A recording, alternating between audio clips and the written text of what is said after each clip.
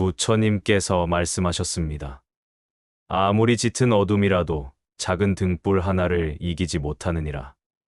밤이 깊어질수록 세상은 고요해지지만 그 깊은 고요 속에서 가장 시끄러운 것은 어쩌면 우리의 마음일지도 모릅니다.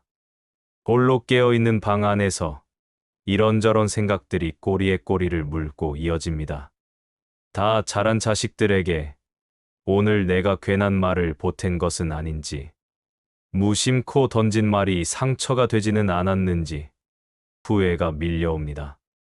통장에 남은 잔고는 괜찮을지, 이 돈으로 남은 노후를 무사히 보낼 수 있을지, 아픈 무릎은 내일이면 조금 나아질지 끝없는 걱정들이 마음을 무겁게 짓누릅니다.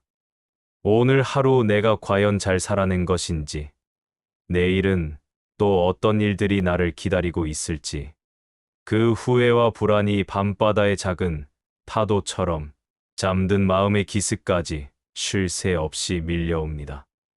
우리가 느끼는 그 모든 걱정과 불안, 후회와 원망이 바로 그 짙은 어둠입니다. 그리고 그 어둠을 단번에 몰아낼 수 있는 작은 등불이 있으니 그것이 바로 감사의 마음입니다. 불평과 걱정이 온 마음을 구석구석 뒤덮고 있을 때 아주 작은 것이라도 좋으니 감사의 마음 하나가 불꽃처럼 켜지면 그 짙었던 어둠은 스스로 물러나기 시작합니다. 옛날 어느 마을에 집을 짓는 목수 한 사람이 있었습니다. 그런데 그는 늘 세상 탓, 남 탓을 입에 달고 살았습니다. 그의 손에 들린 연장들은 하나같이 무디고 낡았으며 그가 짓는 집은 늘 어딘가 삐뚤어져 있었습니다. 그는 늘 이렇게 불평했습니다. 이놈의 나무는 왜 이렇게 옹이가 많고 삐뚤어져서 일을 못하게 하는가? 날씨는 또 왜 이리 도와주지를 않는가? 내 손재주가 부족한 것이 아니라 세상 모든 것이 나를 방해하고 있구나. 그는 나무가 삐뚤어져서, 날씨가 나빠서, 연장이 무뎌서 집이 제대로 지어지지 않는다고 탓했습니다. 당연하게도 그의 집은 늘 지어지다 말고는 힘없이 무너지곤 했습니다.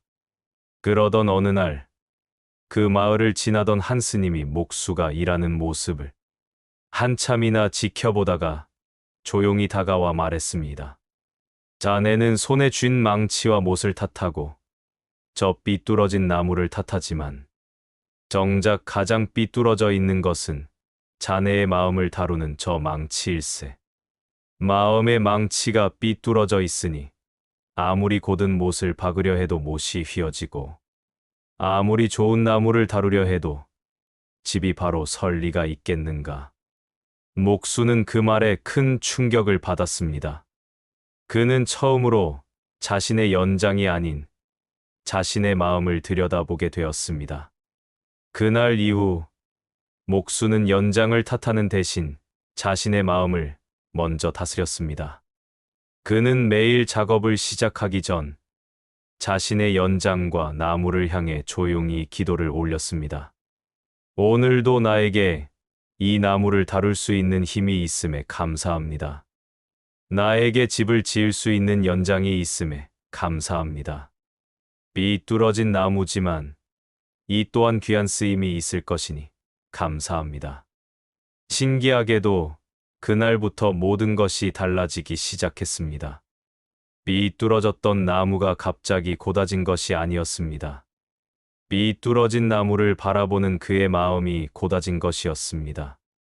그는 더 이상 나무를 탓하지 않고 삐뚤어진 나무는 삐뚤어진 대로 쓸모를 찾아냈습니다. 옹이가 박힌 곳은 그 무늬를 살려 더 아름답게 다듬었습니다. 그의 손끝에서 나오는 작품마다 따뜻한 향기가 묻어나기 시작했고 사람들은 그의 집에서 편안함을 느낀다며 그를 찾기 시작했습니다. 그렇습니다. 감사는 세상을 바꾸는 마법이 아닙니다. 감사는 세상을 바라보는 나의 마음을 바꾸는 가장 위대한 기술입니다. 부처님께서는 이렇게 말씀하셨습니다. 감사할 줄 모르는 마음은 그릇이 비어 있는 줄도 모르는 것과 같으니라. 우리의 마음은 본래 텅 비어 있는 그릇과 같습니다. 그 그릇에 무엇을 채우느냐에 따라 우리의 삶이 달라집니다. 불평과 원망은 그 마음의 그릇 바닥에 구멍을 내는 것과 같습니다. 아무리 하늘에서 복이 비처럼 쏟아져도 그릇에 구멍이 나 있으니 그 무엇도 채워지지 않고 모두 새어 나가 버립니다. 그래서 불평하는 사람은 세상을 다 가진 듯 보여도 늘 공허하고 바다를 마셔도 갈증이 가시지 않는 것입니다. 우리는 어쩌면 평생을 그 마음의 그릇에 구멍이 숭숭 뚫린 줄도 모르고 살아왔는지 모릅니다. 그저 늘 마음이 허전하고 늘 목이 마르다고만 느꼈습니다. 그래서 더 많은 것을 채우기 위해 그 갈증을 채우기 위해 밖으로만 헤매 다녔습니다. 더 많은 재물을 원했고 더 높은 명예를 탐했으며 자식들이 남들보다 조금이라도 더 성공하기를 간절히 바랐습니다. 그것들만 내 그릇 안으로 가지고 오면 이 지독한 갈증이 끝날 것이라 굳게 믿었습니다.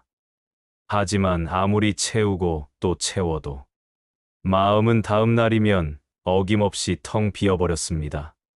구멍 뚫린 그릇으로는 그 무엇도 담아낼 수 없기 때문입니다. 그 구멍들은 도대체 무엇으로 생겨난 것입니까? 부처님께서는 그 구멍의 정체를 탐욕과 집착이라 하셨습니다. 그리고 그 탐욕의 가장 큰 뿌리는 바로 비교하는 마음입니다. 나에게 이미 주어진 것을 바라보지 않고 남이 가진 것만을 부러워하며 생긴 가장 크고 몹쓸 구멍입니다. 저 사람은 저렇게 자식들이 효도하고 잘 풀렸는데 나는 왜 이럴까? 저 집은 저렇게 편안한 노후를 보내는 것 같은데 우리는 언제까지 이 모양일까? 그 비교하는 마음은 나의 소중한 그릇에 가장 깊은 상처를 냅니다. 그 구멍으로 나의 자존감과 나의 행복이 속절없이 빠져나가 버립니다. 또 다른 구멍은 과거에 대한 후회와 미래에 대한 걱정입니다. 그때 내가 그 땅을 사지 말았어야 했는데, 그때 내가 그 사람의 말을 듣지 않았더라면, 이미 지나가 버린 과거의 망령에 매달려 오늘의 삶을 원망하는 그 마음이 또 하나의 구멍을 냅니다. 그 구멍으로는 오늘 나에게 새롭게 주어진 새로운 복과 소중한 인연들이 줄 새 없이 새어나갑니다. 그리고 병들면 어떡하지? 돈이 다 떨어지면 어떡하지? 아직 오지도 않은 미래의 어두운 그림자를 애써 끌어와 지금 이 순간의 평화와 안식을 갉아먹습니다. 이렇듯 구멍 뚫린 그릇을 가진 사람은 부처님께서 말씀하신 복의 비가 쏟아지는 한가운데 서 있으면서도 단 한 방울의 물도 담아내지 못합니다. 하늘은 분명 공평하게 복의 비를 내려주건만 그 사람은 비를 맞는 것이 아니라 그저 젖고 있을 뿐입니다. 젖은 옷의 축축함과 차가움만을 느끼며 왜 나에게는 복을 주지 않는가 하고 하늘을 원망합니다. 그는 행복이, 즉 그릇에 담긴 물이 저 멀리 사막의 오아시스처럼 특별한 곳에만 존재한다고 착각합니다. 그래서 지금 내리는 비는 보잘것없는 것이라 여기고 무시합니다. 더 크고 더 특별한 물, 즉 일확천금이나 큰 성공이라는 신기루만을 쫓아다닙니다.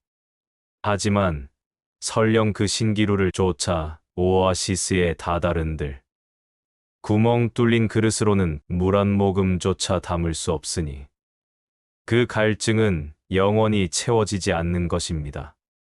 이것이 바로 부처님께서 말씀하신 고통의 윤회입니다. 텅 비었기에 갈구하고 갈구해도 채워지지 않기에 화를 내며 왜 채워지지 않는지조차 모른 채 남 탓, 세상 탓을 합니다.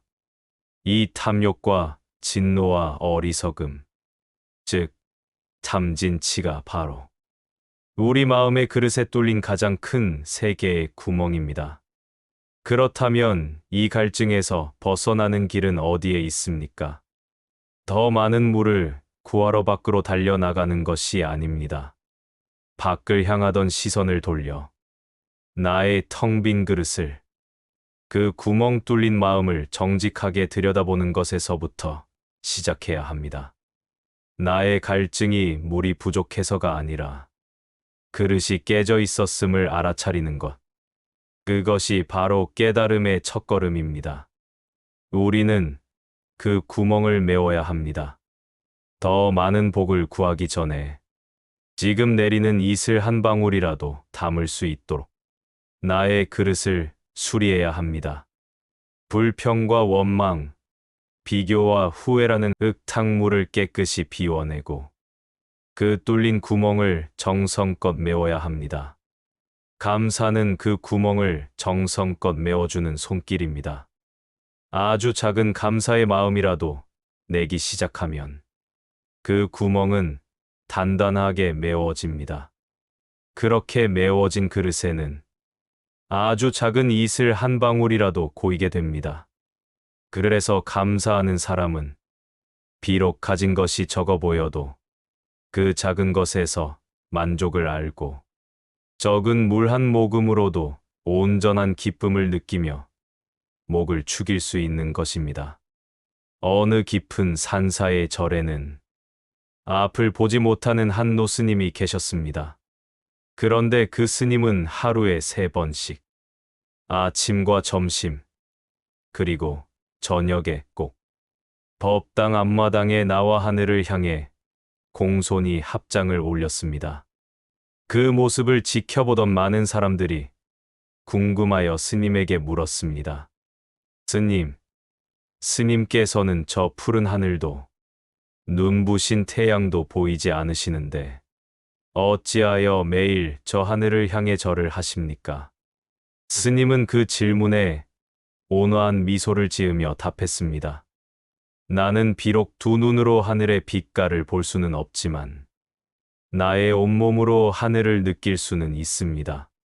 아침이면 따뜻한 햇살이 나의 이마에 와 닿는 것을 느끼고 저녁이면 시원한 바람이 나의 뺨을 스쳐 지나가는 것을 느낍니다. 나는 저 하늘이 언제나 변함없이 나의 머리 위에 있다는 것을 느낄 수 있습니다. 내가 그 하늘 아래 온전히 숨 쉬고 있다는 것을 느끼는 것만으로도 어찌 감사하지 않을 수 있겠습니까? 이 말을 들은 많은 사람들이 눈물을 흘렸습니다. 그들은 깨달았기 때문입니다. 자신들은 두 눈을 뜨고도 하늘 한번 제대로 올려다보지 않았음을, 그저 불평과 욕심에 눈이 가려져 정작 소중한 것들을 보지 못하는 마음의 장님이었음을 말입니다. 감사는 보는 눈에서 비롯되는 것이 아니라 모든 것을 느끼고 바라보는 그 마음에서 비롯된다는 것을 비로소 알게 되었습니다. 그렇습니다. 우리의 마음은 거울입니다. 그 거울을 감사라는 맑은 수건으로 매일 닦아내면 세상의 모든 것들이 본래의 아름다운 모습 그대로 맑고 투명하게 비칩니다. 하지만 그 거울이 불평과 원망, 그리고 더 많은 것을 가지려는 탐욕의 먼지로 뿌옇게 흐려지면 우리는 바로 눈앞에 있는 행복조차 알아보지 못하고 어둠 속을 헤매게 됩니다. 오늘 하루 마음의 거울에 어떤 얼굴을 비추어 보셨습니까? 혹시 걱정과 불안, 혹은 남을 향한 서운함으로 잔뜩 일그러진 얼굴을 비추고 있지는 않으셨는지요? 아마도 솔직하게 그 거울을 들여다본다면 많은 이들의 거울에는 지치고 불안하며 어딘가 서운함에 일그러진 얼굴이 비칠 것입니다. 그 거울은 하루아침에 흐려진 것이 아닙니다. 수십 년의 세월 동안 우리가 무심코 내뱉은 불평의 입김이 서리가 되어 굳어지고 나는 왜 이것밖에 가지지 못했나 하는 탐욕의 먼지가 겹겹이 쌓여 이제는 그 거울이 본래 맑고 투명했다는 사실조차 잊어버리게 된 것입니다. 이 뿌옇게 흐려진 거울은 그저 행복을 비추지 못하는 것에서 그치지 않습니다. 더 무서운 것은 그것이 세상을 있는 그대로 비추는 것이 아니라 삐뚤어지게 비춘다는 사실입니다. 마치 굴절된 거울이 나의 모습을 우스꽝스럽게 만들듯 탐욕의 먼지가 낀 거울은 이 세상을 고통스럽고 원망스러운 곳으로 왜곡시켜 버립니다. 그 거울을 통해 세상을 보면 나에게 주어진 복은 보이지 않고 내가 받지 못한 것만 크게 보입니다. 자식이 건강하게 살아있는 것은 당연한 일이 되고 용돈을 적게 가져온 것만 서운함으로 남습니다. 배우자가 평생 내 곁을 지켜준 것은 당연한 일이 되고 오늘 아침 무심코 던진 말 한마디만 미움으로 남습니다. 내가 누리는 따뜻한 방 한 칸과 밥 한 끼는 보이지 않고 남이 가졌다는 더 큰 집과 더 좋은 차만 눈에 아른거립니다. 이것이 바로 부처님께서 말씀하신 어둠 속을 헤매는 삶입니다. 우리는 눈을 뜨고 있지만 실은 마음의 눈이 먼 것과 같습니다. 불평과 원망이라는 먼지가 거울을 완전히 가려버려 한 치 앞도 분간하지 못하는 마음의 밤 속에 갇혀버린 것입니다. 그 어둠 속에서는 불평이 또 다른 불평을 낳고 원망이 또 다른 원망을 불러일으킵니다. 그 무엇도 우리를 만족시킬 수 없습니다. 우리는 그 어둠 속에서, 그 갈증 속에서 저 멀리 어딘가에 큰 행복이라는 거대한 태양이 떠오르기만을 기다립니다. 자식이 크게 성공하면 감사할 수 있을 텐데, 복권이라도 당첨되면 행복할 텐데 하고 말입니다. 하지만 부처님께서는 분명히 말씀하셨습니다. 더 큰 것을 바라는 그 마음이야말로 거울을 더욱 두텁게 만드는 탐욕의 먼지 그 자체라고 말입니다. 어둠을 몰아내기 위해 더 짙은 어둠을 가져오는 것과 같으니 그 갈증은 영원히 채워질 수 없습니다. 그렇다면 이 지독한 마음의 밤을 어떻게 벗어날 수 있을까요? 캄캄한 방에서 어둠을 탓하고 어둠을 손으로 내저 쫓아내려 애쓸 필요가 없습니다. 그 방을 밝히는 데는 거대한 태양이 필요한 것이 아닙니다. 그저 성냥 한 개비의 작은 불꽃, 아주 작은 등불 하나면 충분합니다. 그 작은 빛 하나가 켜지는 순간 그토록 짙었던 어둠은 그 빛을 이기지 못하고 스스로 물러나기 때문입니다. 만약 지금 마음이 그처럼 무겁고 어둡다면 억지로 큰 것을 이루려 애쓰지 않아도 괜찮습니다. 그저 지금 이 순간, 이 자리에서 조용히 눈을 감고 속삭여 보십시오. 오늘 하루 무사히 눈을 뜨고 숨을 쉴 수 있어서 감사합니다. 따뜻한 밥 한 끼를 먹을 수 있어서 감사합니다. 그리고 지금 이 이야기를 들을 수 있는 귀가 있어서, 이 마음을 들여다볼 수 있는 고요한 시간이 있어서 감사합니다. 이 보잘것없어 보이는 짧은 말 한마디가 그 무겁고 캄캄했던 마음에 작은 등불 하나를 환하게 켜줄 것입니다. 그 등불은 이미 우리 안에 있었습니다. 다만 우리가 그 존재를 잊고 불을 붙이는 법을 잊었을 뿐입니다.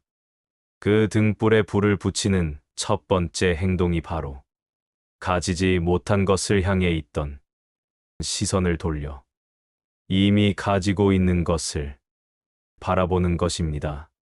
감사할 일이 없다고 말하는 것은 캄캄한 방 안에 갇혀 있으면서 빛이 없다고 말하는 것과 같습니다. 빛은 없는 것이 아니라 내가 등불을 켜지 않았을 뿐입니다. 부처님께서는 이렇게 말씀하셨습니다. 감사는 이 세상 모든 복의 뿌리가 되며 탐욕은 이 세상 모든 괴로움의 싹이 되느니라. 감사하는 마음이 열리면 더 많은 것을 가지려는 욕심의 문은 저절로 닫히게 됩니다. 반대로 탐욕의 문이 활짝 열리면 작은 것에 만족하는 감사의 문은 굳게 닫혀버립니다. 우리의 마음은 이 두 개의 문 사이를 끊임없이 오고 갑니다. 그래서 감사는 그저 좋은 일에 대한 보답으로 표하는 단순한 예의가 아닙니다. 그것은 내 마음을 욕심과 불평이라는 괴로움의 싹으로부터 지켜내고 복의 뿌리를 튼튼하게 내리고자 하는 가장 거룩하고 위대한 수행의 첫 번째 문입니다. 우리는 흔히 복을 바깥에서 구하려 합니다. 더 많은 재물이 생기기를, 더 높은 자리에 오르기를, 자식들이 더 성공하기를 바랍니다. 하지만 부처님께서는 진정한 복은 밖에서 오는 것이 아니라 바로 내 마음 안에서 자라나는 것이라 하셨습니다. 그리고 그 복을 자라나게 하는 유일한 자양분이 바로 감사하는 마음입니다. 감사는 내 마음의 밭을 정성껏 고르는 일과 같습니다. 밭에 가득한 돌멩이와 잡초 같은 불평과 원망을 먼저 걷어내야 합니다. 그 돌멩이를 걷어내지 않고서는 아무리 좋은 씨앗을 뿌려도 싹이 틀 리가 없습니다. 그렇게 밭이 깨끗하게 골라지면 그 자리에 비록 작지만 단단한 감사의 씨앗 하나를 심는 일입니다. 오늘도 감사합니다라는 그 씨앗을 심고 매일 물을 주며 정성껏 돌보는 일입니다. 그 씨앗은 당장 눈에 보이는 열매를 맺지 않을 수도 있습니다. 하지만 그 뿌리는 조용히 그리고 아주 단단하게 우리 마음 깊은 곳으로 뻗어나갈 것입니다. 그리고 마침내 그 씨앗은 때가 되면 향기로운 꽃이 되고 든든한 나무가 되어 우리의 남은 삶을 환하게 밝히는 꺼지지 않는 등불이 될 것입니다. 오늘 밤 하루의 모든 근심과 걱정을 잠시 내려놓고 잠자리에 들기 전 이렇게 두 손을 모아보는 것은 어떨까요? 부처님, 오늘 하루 제 안에 심겨진 감사의 등불이 꺼지지 않게 지켜주십시오.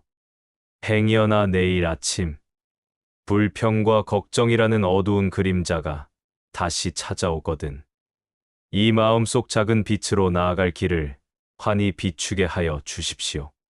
그 기도를 올리는 바로 그 순간 마음 한 구석이 알 수 없는 온기로 따뜻하게 채워지는 것을 느끼게 될 것입니다. 그 온기야말로 부처님께서 말씀하신 감사의 마음을 낸 사람만이 받을 수 있는 가장 큰 복입니다. 감사는 저 멀리 있는 거창한 기적이 아닙니다. 감사는 그저 오늘 하루 수고한 나의 마음을 따뜻하게 비추어 주고 내일의 두려움을 몰아내 주는 작지만 꺼지지 않는 내 안의 빛입니다. 오늘 밤 잠들기 전 감사의 등불을 켜는 마음으로 댓글 창에 오늘도 감사합니다라고 조용히 적어 보십시오. 그 한 문장이 불평의 어둠을 몰아내는 스스로의 다짐이 되고 또 다른 이의 마음에 따뜻한 빛을 나누는 공양이 될 것입니다. 긴 시간 함께 해주셔서 감사합니다.